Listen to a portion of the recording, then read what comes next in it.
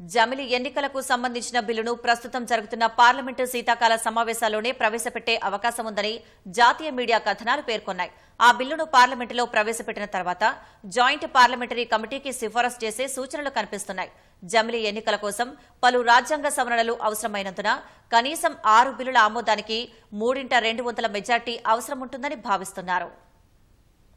జమిలి ఎన్నికలపై మరో ముందడుగు పడనున్నట్లు తెలుస్తోంది. ప్రస్తుతం కొనసాగుతున్న పార్లమెంటు శీతాకాల సమావేశాల్లోనే దీనికి సంబంధించిన బిల్లును ప్రవేశపెట్టే అవకాశం ఉందని సంబంధిత వర్గాల సమాచారం. ఆ తర్వాత దీనిపై విస్తృత చర్చల కోసం జాయింట్ పార్లమెంటరీ కమిటీకి సిఫార్సు చేసే సూచనలు కనిపిస్తున్నాయి. దేశవ్యాప్తంగా ఒకేసారి ఎన్నికల నిర్వహణకు సంబంధించి మాజీ రాష్ట్రపతి రామ్నాథ్ కోవింద్ రూపొందించిన నివేదికను కేంద్ర కేబినెట్ ఇటీవల ఆమోదించింది. సుప్రీంకోర్టు మాజీ ప్రధాన న్యాయమూర్తులు, హైకోర్టు న్యాయమూర్తులతో సహా 32 పార్టీలు, పలువురు ప్రముఖులు దీన్ని సమర్థించారు. జమిలి ఎన్నికల కోసం కొన్ని రాజ్యాంగ సవరణలను కోవింద్ ప్యానెల్ సిఫార్సు చేసింది. ఇందుకోసం కనీసం 6 బిల్లులను పార్లమెంట్లో 3/2 మెజార్టీతో ఆమోదించుకోవాల్సిన అవసరం ఉంది. ప్రస్తుతం ఎన్డీఏకు లోక్సభ, రాజ్యసభలో సాధారణ మెజార్టీ మాత్రమే ఉంది. పార్లమెంటు ఉభయ సభల్లో 3/2 మెజార్టీ పొందడం కష్టసాధ్యమైన పనే.